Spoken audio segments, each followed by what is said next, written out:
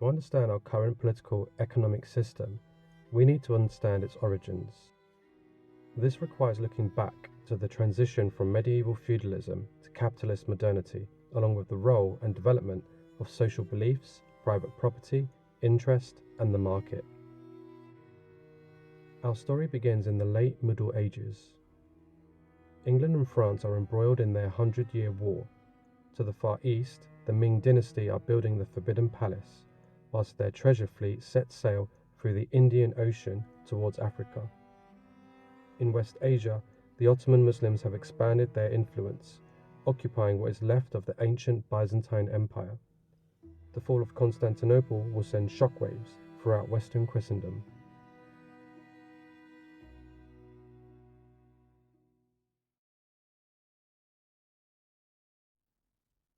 Sultan Mehmet's conquering of Constantinople highlights the importance of the world economy that operated at this time. Economics was largely based on agriculture, with commerce and markets embedded within local communities. Intercontinental commerce of goods and luxuries travelled across the world via regional trade routes. These regions each had their own methods for organizing their political economy. For example, East and Southeast Asia was largely dominated by the centralized bureaucratic Confucian state of China, which operated through a tributary system. Whilst in Europe, a hierarchical and decentralized feudal system was commonplace, with kings and knights often engaged in warfare for territory. In her book, Before European Hegemony, Janet Abu-Lughod identifies 8 overlapping regions, all of which operate in their own ways based on their own civilizations. These are East Asia, the trade routes connecting East Asia to South Asia, land routes in the north, the Indian Ocean, the Mesopotamian lands, the land along the Nile and Red Sea, the Mediterranean, and Central and Western Europe. Further regions have been suggested, such as North and West Africa, East Africa, Mesoamerica, and the Andes. The regions within the known world made up the world economy. Resources, goods, luxuries, cultures, and ideas spread across the world through merchants and migrants. Most of this originated in East Asia and made its way through the world, ending in Europe. Intercontinental commercial activity was fairly new, but its roots lay in a 5,000-year-old system. It was still unclear what it all meant, but scholars and philosophers from Beijing to Baghdad had their theories on how society and the economy should interact with each other. In West Asia, Islamic civilizations acted as the gateway to the world economy for Europe.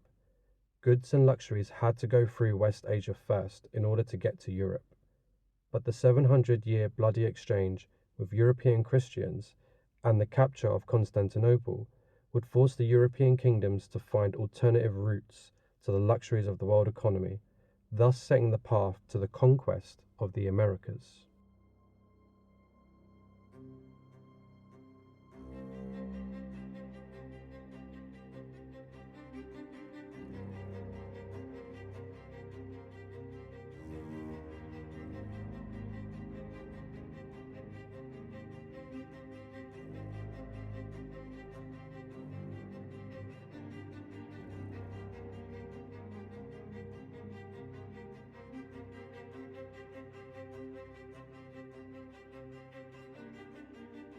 Spain and Portugal's conquering of the Americas brought them much power, but it did not mark the beginning of early capitalism for their empires.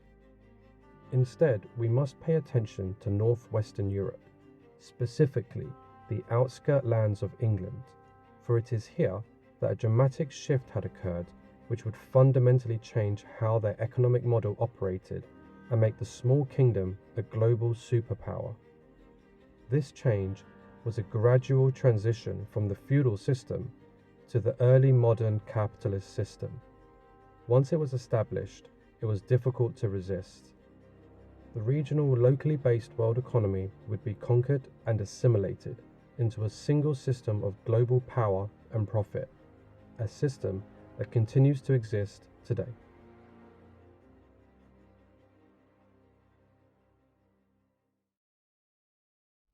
So what explains this gradual transition from feudalism to capitalism? There are many different theories, most of which have valid points, but what these theories have in common is that they follow what is referred to as the commercialization model.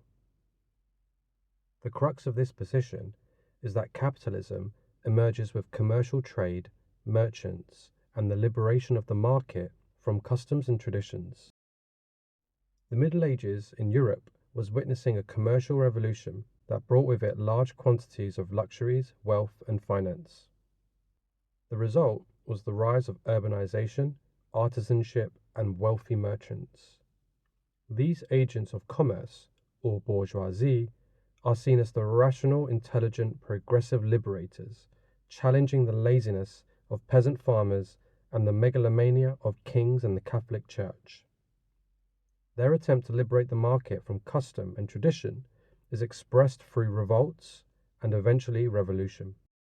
This is, of course, an oversimplification of the arguments, and there are a number of other approaches that focus on factors such as geography and culture. However, what unites all these theories together is that there is an overriding assumption that capitalism is always the next evolutionary step in human development. It is waiting under the surface and just needs the people to either liberate it or control it. Capitalism and the market economy is the inevitable, determined path of human nature. Even orthodox Marxists would agree, except they would add that socialism and communism will follow capitalism when the working class unite and organize. These universal beliefs on human nature are often used to legitimize capitalism or to justify controlling capitalism.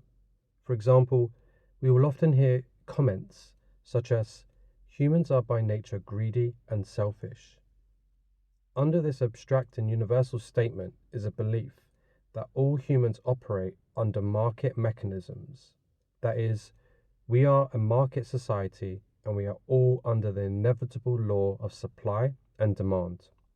Our root identity is reduced to either a buyer with an insatiable demand for more, or a seller who owns and manages resources and offers a service to maximize their wealth.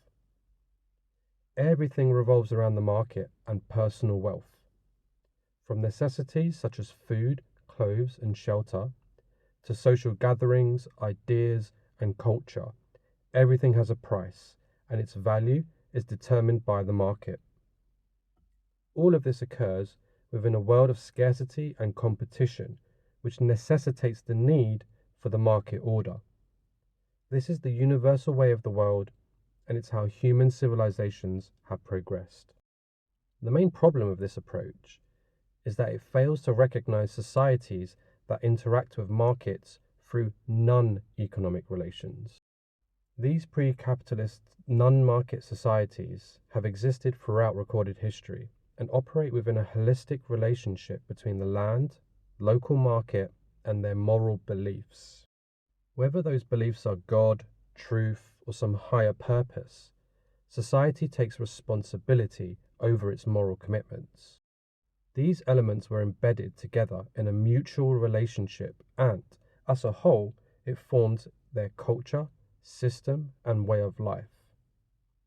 Interactions within this system took place in a variety of different ways, for example, through kinship, communal, religious, and political relationships, or through mutuality, trust, and status. Human nature is not reduced to a simple relationship of abstract exchange. Instead, humanity takes an active role and responsibility in organizing localized markets through a variety of different democratic and participative practices. One such example, to provide some context, is within Islamic society.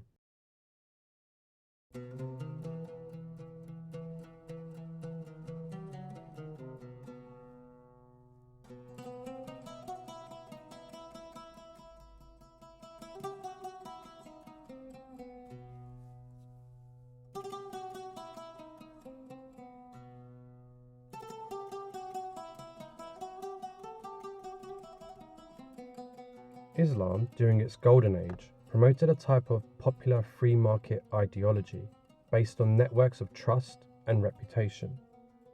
The state and its military were discouraged from interfering with everyday social practices and commerce.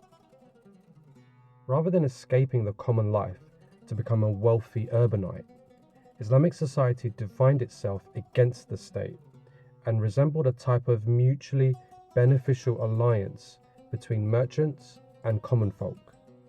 People took their shared responsibility over markets seriously, and so local bazaars became an expression of human freedom, prosperity, mutualism, and communal solidarity. Merchants, such as the famous Sinbad the Sailor, became respected paragons who relied on their good reputation to practice commerce. This meant respecting the social system and doing moral good for that system.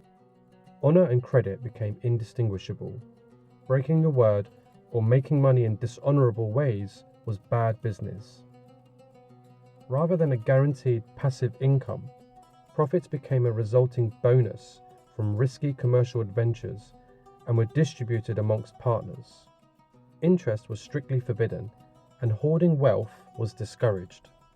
Instead of using wealth to gain more wealth, merchants would often spend it on rewards for themselves or invest it back into the community.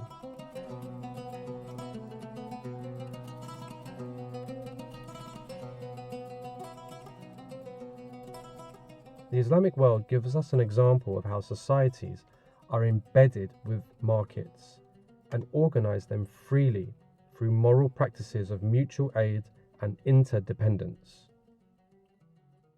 What is especially interesting about Islamic society is that it practices free market ideals that resemble capitalist traits, but which do not actually fit into the capitalist idea of abstract market exchange and market society. This demonstrates how different societies and cultures have their own unique paths of progress that do not lead to capitalist modernity. In sum, human action is diverse. Some people are selfish and greedy, but history has shown far more examples of cooperation and mutual aid. Claiming general human interaction and development is the result of a single abstract market and selfish human characteristics is a false reductionist claim. It's a presentism, a viewing of history through the bias of our present world.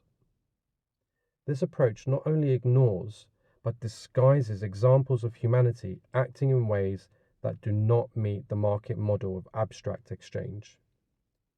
It also ignores the specific historical conditions and developments that transformed certain societies into early capitalist modernity.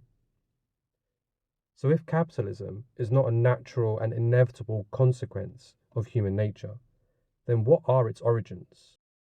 This is where we shift our attention to the birthplace of modern capitalism, England.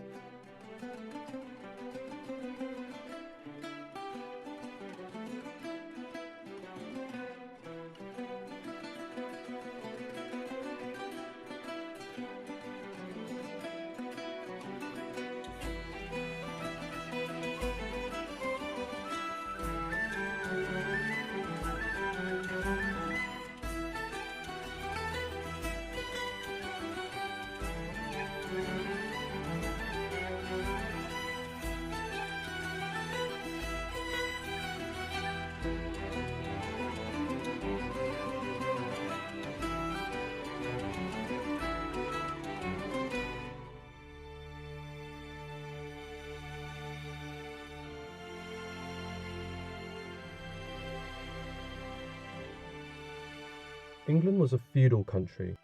The feudal system in Europe was a complicated and diverse system which to this day is still being interpreted and debated on. Yet one thing that seems clear is that the economy was local and decentralized. Specifically, it was a subsistence economy.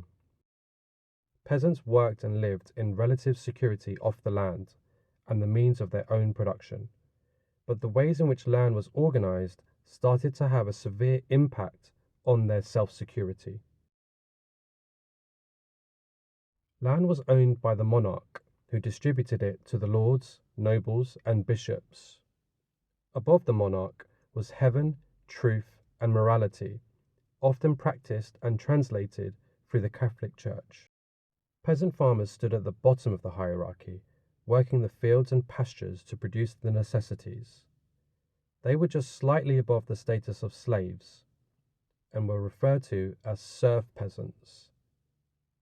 Their lives were embedded within markets and the land, and they played an important role in keeping the system alive.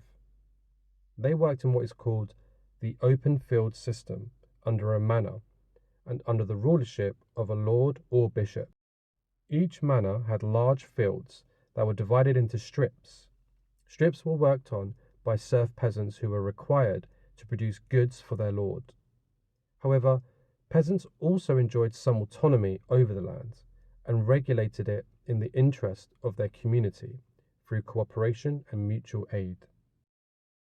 For example, they restricted certain practices that would benefit the landlords, and they promoted customary rights that would conserve the land and distribute the fruits more equitably, often to provide for the most unfortunate. This was especially the case with common lands.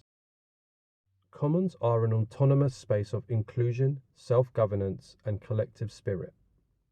There is an emphasis on social cooperation, reciprocity, responsibility, moral commitments, and respect for each other. Issues are discussed and negotiated with the goal of achieving consensus and collective decision-making.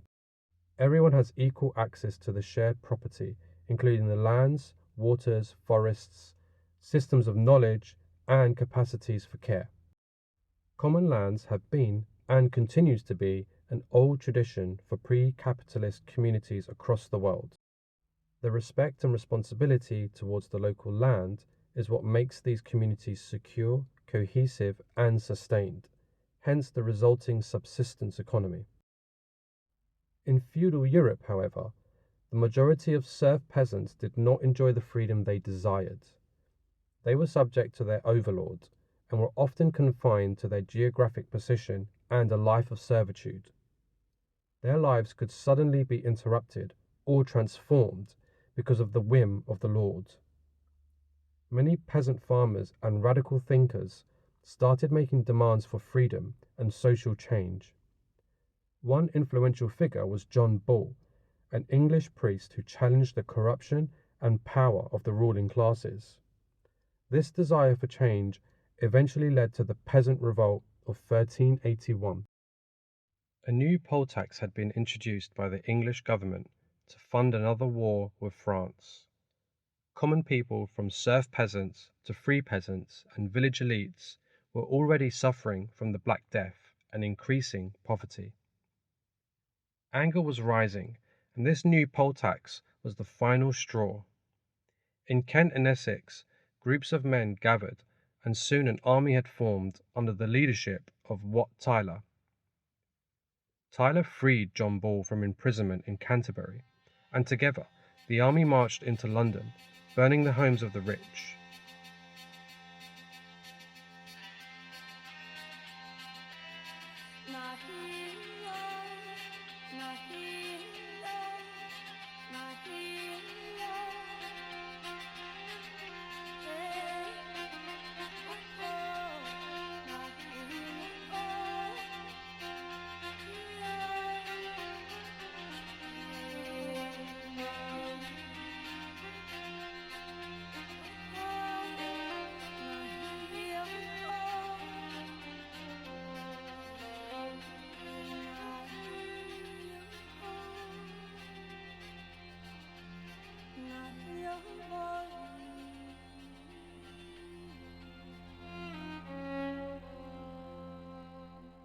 The revolt was not hostile towards the king. They considered the young king Richard II hostage to the greedy lords and corrupt bishops around him. For example, when Tyler met with the king, he kneeled and swore his fealty, but demanded justice against the corruption. Tyler also demanded new legislative rights for the common people, an end to serfdom, the pardoning of outlaws, the confiscation of church property, and the declaration of equality for all men under the king. Historians who support the idea that capitalism is the inevitable next stage of human progress will often perceive this revolt as an example of people fighting for freedom and progress away from the drudgery and harsh lifestyle of rural medieval life. They translate it as a shift from rural feudalism to urban capitalism, and will often use words such as progress, development, and ending poverty. The changing role of the peasantry certainly did contribute to the development of early capitalism, but claiming that they wanted to get away from the fields and into the cities does not give us the full picture. As what Tyler's meeting with the king suggests, peasants also wanted freedom from servitude, to be treated equally under God, and to have some dignity and autonomy in their lives, so that they may spend their time contemplating higher moral questions. So an argument could be made that many of the peasant rebels had issues with the lords and bishops who claimed power over the feudal system, rather than the system as a whole. Perhaps they wanted freedom to practice their moral commitments within their common lands as an autonomous collective, rather than specifically freedom away from the lands and towards an urban life. Wat Tyler and John Ball didn't survive the revolt, but they were successful in normalizing the need for freedom and change. However, this freedom came with a cost. Demands for freedom within England seems to have sparked the beginning of early capitalism and the diminishing of common lands. Yet this seems to be more of a historical accident within a specific context, rather than a determined goal. To understand this further, we need to understand what freedom meant and how the conception of freedom changed the world.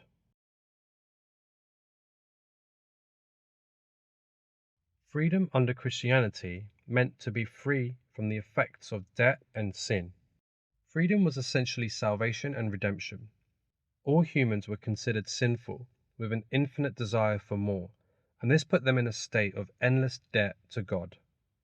This pessimistic view of humanity plays an important role in the development of capitalist modernity, as mentioned earlier, but for now it was used as an excuse for the continued submission to authority and the order of the Catholic Church. Christianity, like most religions, promoted community and trust, but if debt was a sin, then all Christians had an imperative to clear their debt for their own self-interest and salvation. The interesting thing here is that most money at the time was literally trust. Exchanges took place through handshakes and moral commitments. Credit was based on reputation, honesty, generosity, and decency. In this sense, being in debt to your land and community was a form of mutual trust that relied on good-natured sociability. This is, of course, different from being in debt to a corrupt lord or bishop. However, if all debt meant sin and all humans were sinners, then that meant freedom was freeing oneself from the community, land, and local economy. Salvation in a world of distrustful and selfish humans equaled to freedom as self-interest. This contradiction between loving thy neighbor and loving thyself created a type of moral confusion which delegitimized the already fragmenting authority of the church. Freedom as self-interest resulted in the gradual conversion from an economy of credit practiced by moral networks of localism and communalism to an economy of interest, specifically self-interest and competition. In his book, Debt, the First 5,000 Years, David Graeber explains how the way in which the world is understood, the world view, defines the environment, the social arrangements, the way we think, and the following outcomes. We can argue then that early capitalism emerges not just from specific historical conditions, but also from our beliefs. In this case, European beliefs about the world, humanity, and salvation was changing socio-economic relations. The resulting economy of interest was impersonal and often vindictive, and it features as one of the main driving forces behind capitalism.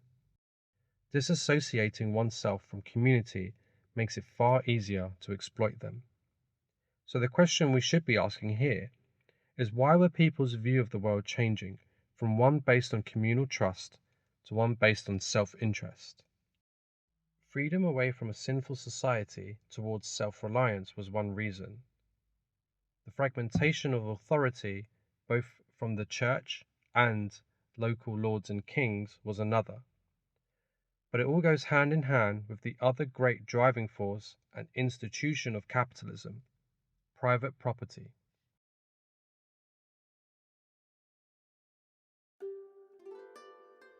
Other than salvation, freedom was defined by the Roman definition to mean the right to do absolutely anything except for breaking the law. Essentially, freedom meant power, that is, to be the master over your own life. Private property was also defined under the Roman definition, meaning to have complete, absolute dominion over one's land. Specifically, this meant an imbalanced relationship between a free person who had absolute power to do whatever he or she wanted over a thing that they owned. This definition argues that the thing, whether it be a person or a resource, must serve the interest of the owner.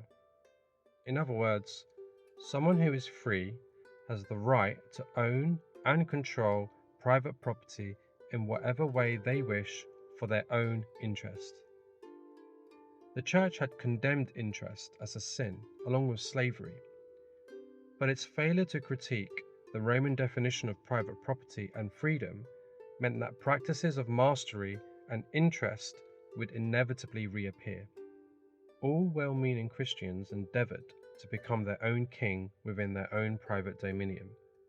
Freedom from debt and from moral obligations to the land and community, combined with freedom as power, resulted in the need for private property as self-sovereignty, self-reliance, and self-interest. This was inevitably going to have severe consequences on society. The gradual privatising of land had been increasing within southeast England since the Norman invasion in the 11th century, which explains why there was so much anger and turmoil amongst the peasantry within Kent and Essex. The property arrangements of these new Norman elites alienated them from common people and created an environment of unaccountability and distrust. But it was during the Black Death whereby large amounts of land had become privatized. Around a third of the population had died, leaving a labor shortage. Free peasants used the opportunity to demand more wages from landowners as tenants, thus increasing their wealth and quality of life. These free peasants prioritized their own interest and labor productivity for the landlord's profits in exchange for a better life compared to their communal neighbors. But as more and more peasants became free and employed as laborers, so too did landowners gain more land, wealth, power, and influence. This process of land privatization is referred to by historians as the enclosures. Private property and profit became a means to power that did not require an aristocratic background nor military skill. This meant some landowners and merchants had grown so rich that they were on par with the aristocracy. Over time, they would go on to establish the House of Commons within Parliament to protect their property gains and interests through the law and through means of violence. So unlike Muslim commercial elites who practiced a moral and mutual relationship with society against the centralizing power of the state, English commercial elites and landowners joined forces with the state against society. Their expansion of power and wealth came with increasing inequality and the dispossession of land for many communities. Large numbers of peasants would have to either sell their freedom for a cheap wage, move to cities, or join bandits and vagabonds. It's no surprise that peasant revolts were on the rise.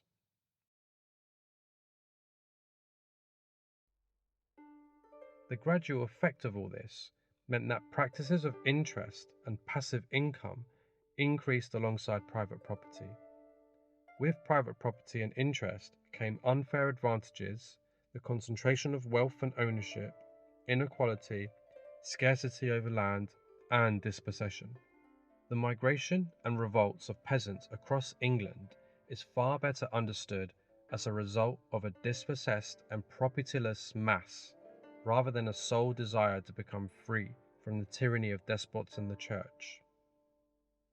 Freedom from moral commitments to others, private property, and self-interest created an imbalanced power relationship between owners and the dispossessed. It also marked the beginning of the end for the cooperative open field system and common lands. Common folk would have to work in privatized lands for a wage, and the landlord, who owned the land, would collect the surplus and interest. Land subsistence, security, and communal trust had been replaced with an environment of scarcity and ruthless competition. Many peasants, understandably, resorted to selfish behaviors in order to survive, thus creating the assumption that all humans are selfish. Understanding this worldview and environment helps us better understand the true nature of capitalism and its emergence specifically within England. What we are witnessing is the transformation from localized markets embedded within society to a market society dependent on the competition and direction of an abstract and centralized single market.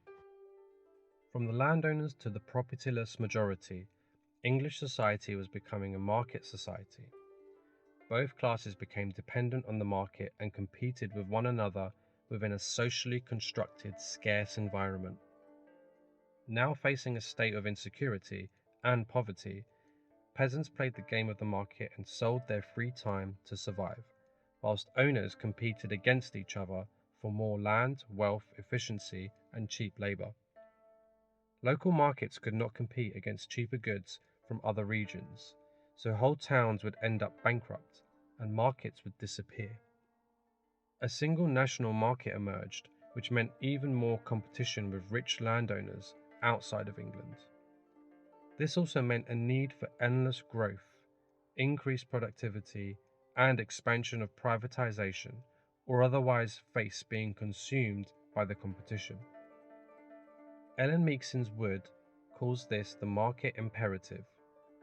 Rather than looking for an opportunity to get into the world market through choice and revolution, Wood argues that the majority of people in England had become dependent on an emerging national market and so were under the whim of its laws. All material life and social relations were now universally mediated by the market. Extra economic means of coercion, such as physical violence, were not required for direct access to productivity and efficiency, as all individuals must in one way or another enter into market relations in order to gain access to the means of life. This development is critical as it demonstrates how early capitalism started to emerge within the English countryside and not within the urban city populations. This is referred to as agrarian capitalism. Rather than thinking of capitalism as purely the accumulation of wealth by urban merchants, the argument here is that capitalism is a specific relationship comprised of large private property owners with huge sums of capital, and the dispossessed forced to sell their time as labourers. Society had become dependent on this new abstract market, not entirely by choice, but largely through a new subtle power relationship based on property rights and with the English elites paving the way. Unlike its European neighbours, England's state and ruling class were more centralised and nationalised. Networks of roads and water transport connected the people together, whilst London was becoming one of the largest populated cities in Europe. This meant that England was far more susceptible to a single national market. Furthermore, the monarchy, aristocracy, and state had a mutual alliance with the large landlords and elite merchants. Indeed, the expansion of private property would not have been possible without their cooperation and state coercion. In effect, the ruling class was united in its efforts to privatize land and increase labor productivity through the market, which would then increase their passive income, their wealth, and therefore their access to the desired luxuries of the world economy. This is evident when we compare England's method of labor extraction to its European neighbours. In European nations such as France, extra economic means of coercion were still used to extract productivity from the peasantry and to demonstrate the state's superiority in foreign markets through military strength. The masses still held on to their common lands, and so they could resist or provide the bare minimum of work required. Their productivity had to be squeezed out of them through coercion.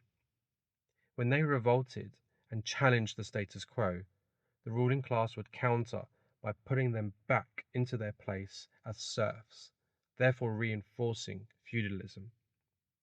In England, the vertical conflict between serf peasants and elites changed to a horizontal conflict, with free peasants competing against each other for jobs. The ruling class let the peasants have their freedom, but of course this came with a dispossession of land and the loss to the means of production, thus slowly eroding the feudal system's localized subsistence economies. The rat race environment started here. Rather than constantly putting down peasant revolts, landlords could now extract more wealth from labourers through means of efficiency and exploitation. In essence, this was the beginning of systematic economic coercion against society. Peasants would have to sell their time and labour to owners to survive, and if they were not innovative, competitive, or productive with their time, they would lose their job and security. Those who were apparently more productive and loyal would be rewarded.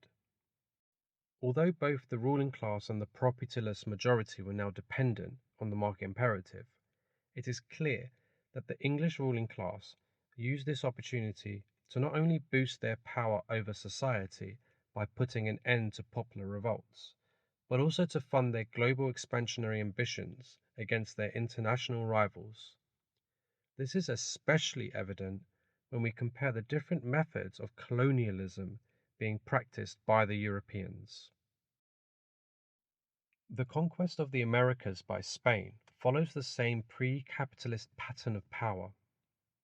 When the Spanish first conquered, their intention was plunder, but over time it became to rule over the people and contain the region as a sphere of influence.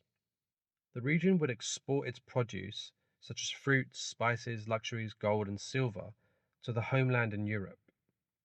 Genocide of Native Americans became a problem, so African slaves were introduced to make up for lost labor. In regards to the world economy, Spain's conquest of America created new networks of commerce and flooded Europe with gold and silver bullion, but it did not fundamentally change the structure of the system. Markets were still localized and embedded within the population and land, but were now being exploited by large territorial empires. England, however, was experimenting with a new method of colonialism close to home in Ireland. Ireland had been conquered before by the English, yet what they found was that the English conquerors would eventually assimilate to the local Irish culture. They would become Irish. This is something that has happened throughout the world. For example, when the Mongols conquered China and the Islamic world, they eventually adopted Chinese and Islamic culture and became incorporated. To tackle this, England tried something different with Ireland, starting with the Tudor monarchy. After defeating Irish forces, English conquerors set about controlling not just the people, but the actual land and way of life. They wanted to transform their newly conquered lands to become the English countryside through plantations. Essentially, they wanted to replicate the early capitalist agrarian model being practiced in Kent and Essex.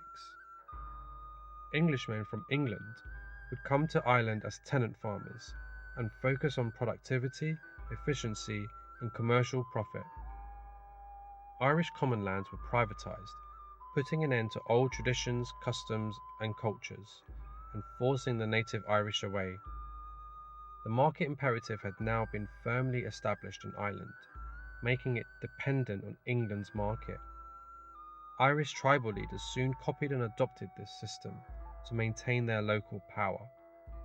Goods and resources were shipped off to support the empire, and imperial commercial needs were deemed more important than local needs. This explains why famines often took place within British colonies. So effective was this transformation that even after Ireland became an independent republic, it was still dependent on the market imperative and capitalist system. Irish Republican, socialist, and trade unionist James Connolly expresses this reality. If you remove the English army tomorrow and hoist the green flag over Dublin Castle, unless you set about the organisation of the Socialist Republic, your efforts will be in vain. England will still rule you.